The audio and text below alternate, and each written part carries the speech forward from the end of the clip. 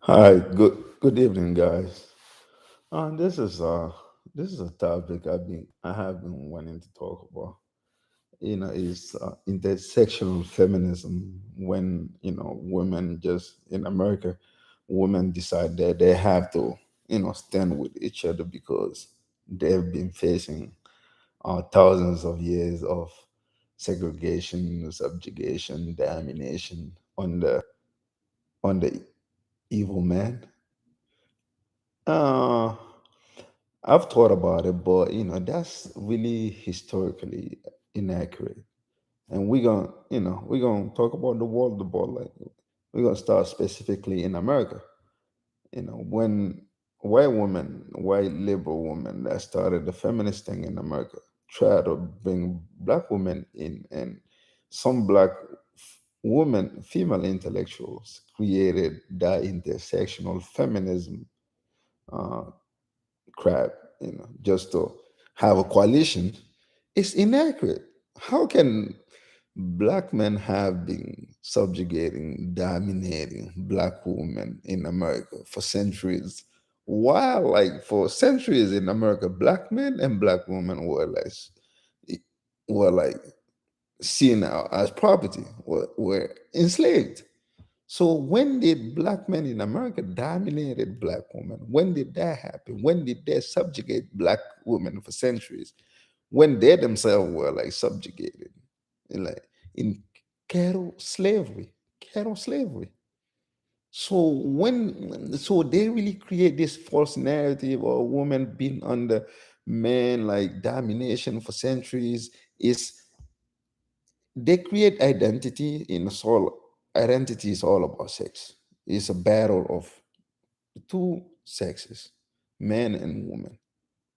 They see the history of the world through those lenses. Everything been about man dominating woman, and which is a lie. 300 years ago in America, or 200 years ago, even 75 years ago, even 60 years ago, it was better to be a white woman than be a black man in Georgia, in Alabama, in Mississippi, in a lot of places in America, even in the North. Imagine as a black man, you couldn't sit in the bus where you wanted to see, you couldn't go to this restaurant, you go. So if they want to change all that narrative and make it seem like, oh, men always been on top, and black women are buying into that, yes, basically, because it's historically inaccurate, it's a fallacy. And if you just want, you can even go throughout the world. If I was an Indian, just like decide I'm gonna be Indian tomorrow. I have nothing, I'm just gonna appear in some city in India. Do I want to be an, a Dalit, untouchable man, or a Brahmin, a noble, whatever, like upper caste woman?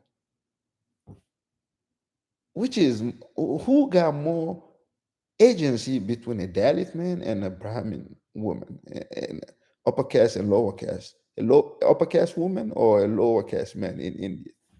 And you go through a history, even in Rome, ancient Rome, it was better to be a Roman native noble woman than to be a Greek slave or a Germanic slave in Roman society.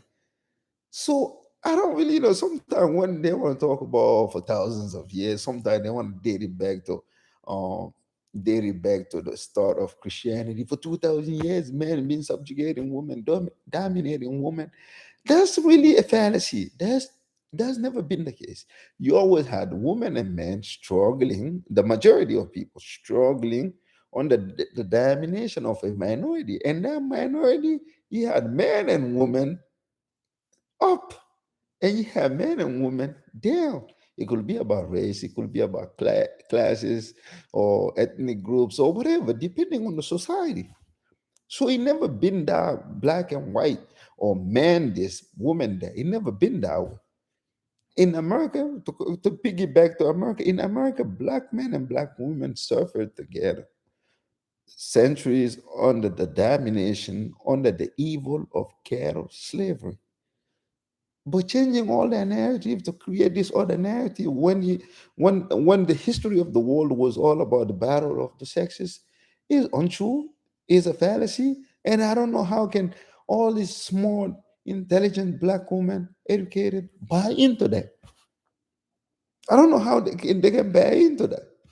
The most important aspect of identity in America always been about skin in America.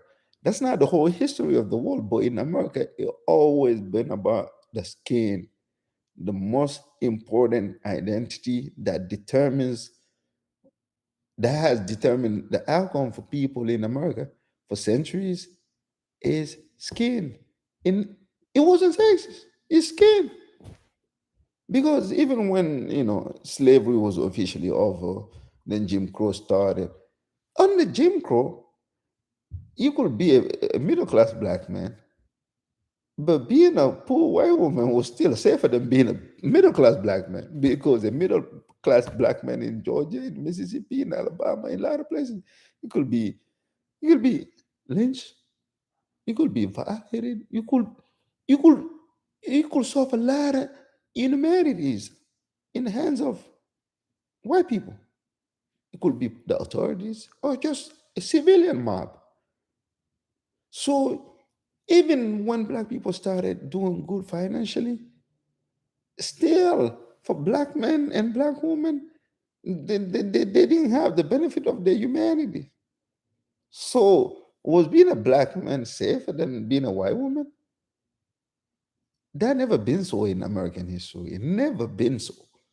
So all this narrative about men are so evil, men. I don't know why black women buy into it. It's true that we have a lot of issues in the black community, just like all other communities, and maybe much more because with poverty, if you go through our history, the lower classes always had higher instances of domestic violence, of sexual abuse, because people live in this small places. If you go back like Marx and Engels, when they went to England, Engels, they were studying like the proletariat, the lower classes in England, and Engels found out that they had more instances of sexual abuse in those communities eh, because of the living conditions. And if you think about it, and minorities go through so much stress, and sometimes that internalized stress and that you can call it self-hate. For instance, you have more domestic violence in in the lesbian community than any other community. So this intersectional feminism thing, I feel like black women have to be smarter than that. Yeah, we have some problems right now. We have domestic violence. We have a lot of things that we have to face as a community. But you cannot align black woman history with white woman history in America. It never been the same. White women in America were inheriting black people as slaves, men and women. You think when people like George Washington, the first president of the United States, when he died, who inherited his enslaved people? His wife. So it was better being George Washington's wife or a black man or any other white person, a white woman in America. It was better to be a white woman in America than a black man. Always been better, even now. So it's just something to think about. I don't understand intellectually how can they make the whole history of the world about the battle of the sexes. That never been the case. That never been the case. In also whether Europe or Asia or whatever, it was better to be a noble woman in feudal societies than to be a serf. A man who is a serf, who's from a servant, communities. So feminism is really this radical feminism is really built on a lot of lies, a lot of fallacies. There are problems. There are like violence against women, and that we have to stand up to it. We have those people have to go to jail. They have to be prosecuted. It has to stop. And all violence against women. A man should never touch a woman like physically. We're not the same. We're not built the same way. But black men in America, the relation between the black man and the black woman is different than the historical relation between the white woman and the white man. And you have, even in the white community, the classes, there were difference of classes too. If you was a like poor white man, you didn't have more agency than a rich plantation white woman or a rich white woman in New York, or from those big Dutch families or something like that. So yeah, in America, you always had a race, which was like paramount. Then you had classes like in the white community between white people, like class dynamics. But black people were outcast, excluded from all that. You could have been a rich black man or a middle class black man. A mob of poor white guys will still, you know, just take your life away. So you never had agency. You didn't have that agency to be subjugating anybody, because the black man and the black woman were in the trenches together, fighting the same evil. I hope this is helpful. You can leave comments and I'll respond to, but just think about it.